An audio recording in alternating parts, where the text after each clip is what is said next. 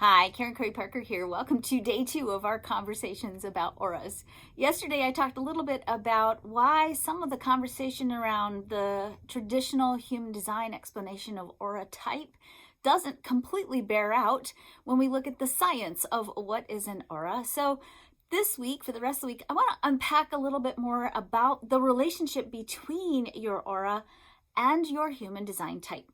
If you watched yesterday's video, you may have heard me say that every type has different core challenges that are part of what I like to call the soul curriculum.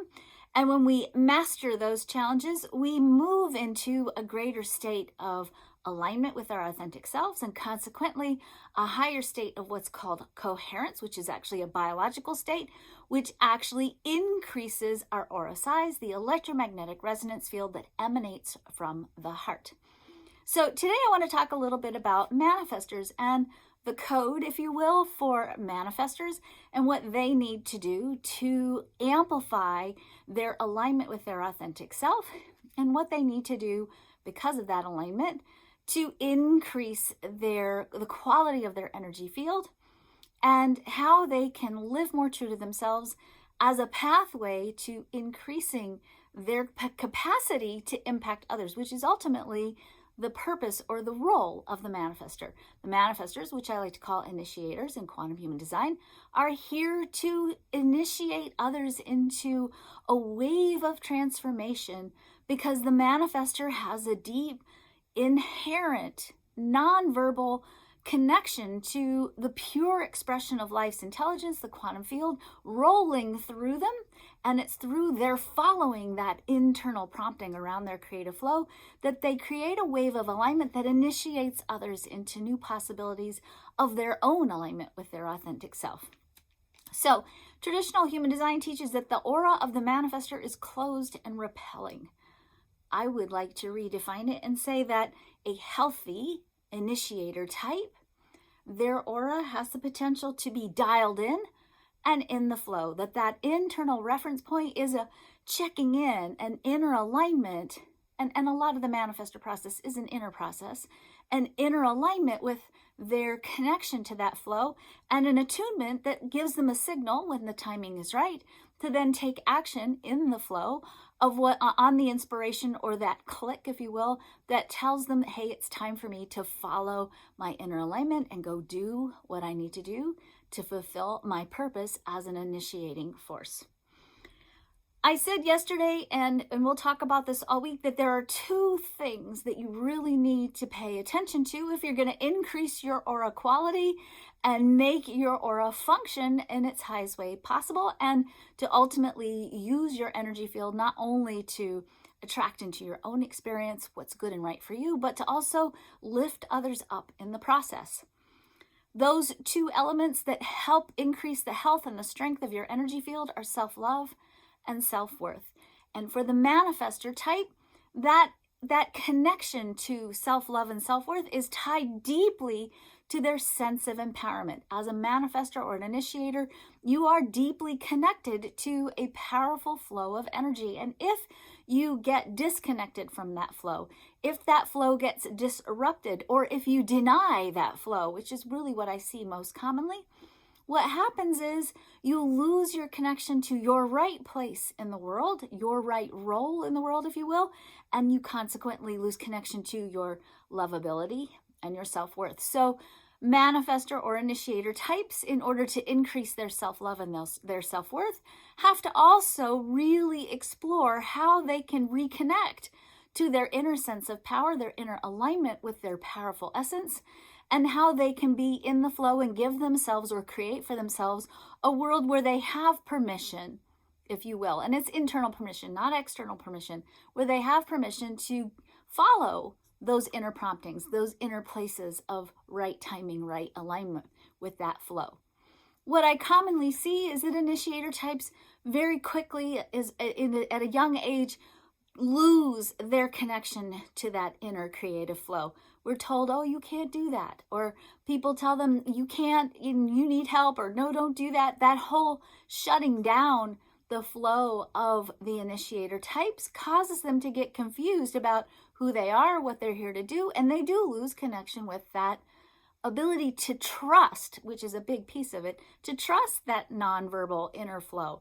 When you have a nonverbal connection to source or to quantum field and it gets activated and you don't know how to interpret it because you didn't have that foundational experience of exploring what does that flow mean? What does it feel like? How do I align with it? It takes time as an adult sometimes to repair or heal that connection with your power. The second thing that sometimes becomes problematic for the initiator types is the emotional theme for the initiator type is anger. That's how we teach it in traditional human design. I really want to redefine that word as well because I don't think that it's quite anger. It's experienced as anger because of the limitations of our English vocabulary, and maybe it's true in other languages as well. But for the manifestor, that signal of anger is really just a signal, a sign, an internal awareness that, hey, my creative flow just got disrupted. It got denied. It got pushed aside. It got usurped. It got disrupted. And that energy, because that creative energy is so powerful, it's so intense, it's like a lightning bolt, right? It's pure source energy. When you get disconnected from being able to follow that flow, that energy has to go somewhere. Now, that disruption, that anger that happens as a result of that disruption is really not anger per se, as much as a signal to yourself and to others, if you're an initiator type, that, hey, I was in a creative flow and it got disrupted. And that lightning bolt of power that I was following now has to go somewhere. It has to explode somewhere because you can't hold it in your body. And unfortunately, I find that a lot of manifestor types, initiators, do hold it in your body. And you can't hold on to that in a healthy way because the body's not designed, especially the initiator body, is not designed to hold that kind of energy over time in a sustainable way. So I really want to encourage those of you who are initiator types or those of you who love an initiator type to really be aware that that anger is a signal that something happened to disconnect the initiator from their power, from their creative flow. And if that's become part of your consistent life process or your life experience, it may be an indication that you really need to explore what's going on in your life that's causing you to get disconnected or disrupted or even denying your own power. If you've got a lot of anger or the experience of anger happening a lot in your life as an initiator, it means you're not really holding true to your own power, and that aspect of yourself really needs to be healed in order for you to expand upon the quality and the health of your electromagnetic field. And just one quick thing I want to add, initiators do not have sustainable energy. They get in, they do it, they get out, they rest. And if you're an initiator and you haven't been able to add that rest element to your creative process, you may also be burned out. And being burned out is another way that we disconnect from our power. And so restoring sometimes that power back by resting and nurturing ourselves is actually essential sometimes to reconnecting the manifestor or the initiator type back to their inherent power so that they can begin the process then of learning to trust themselves and their own inner alignment with their creative flow. Okay. Quick, weird answers. So yesterday, a couple of people were asking about, well, how do you actually measure an aura scientifically? You actually measure an aura scientifically with an EMF meter. This is an electromagnetic frequency field, and it is measurable with an EMF meter. The second thing that you can measure is you can actually biologically measure coherence. The state of coherence is a biological state. And if you are familiar or you want to learn more about it, go check out the research done by the Institute of Heart Math. We're going to play a little bit of show and tell today. This is actually a meter, a coherence meter that was created by Heart Math. It plugs into your phone. There's an app you can get. This hooks to your ear. And you can actually, through breathing and relaxing and positive thinking, measure your level of coherence and actually train yourself to get more consistent and aligned with staying in a state of coherence over time. So this is my first thing, show and tell. Second thing is, hang on, if you want to get really rudimentary, you can always measure an aura with the dowsing rods. These are dowsing rods. They actually will measure the electromagnetic energy around you. I'm standing in front of, see, I'm standing in front of something that's emitting a lot of energy, so they're spreading wide, but this is an old-fashioned way of measuring the aura, not so scientific necessarily, although there is some science behind dowsing rods, but you can always check the quality of the health of your aura with dowsing rods. But, and here's the but, your aura is dynamic. It's not like it's going to stay in one state forever. It's always in flow, in response to the world.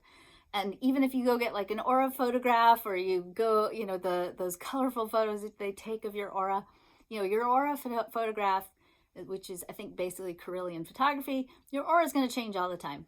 What your aura does today is going to be different tomorrow, and certainly next year. So it's a dynamic state. The goal is to practice holding it in the most expansive, heightened, energetic, high-frequency way possible. That's it. Tomorrow we'll talk about generator types.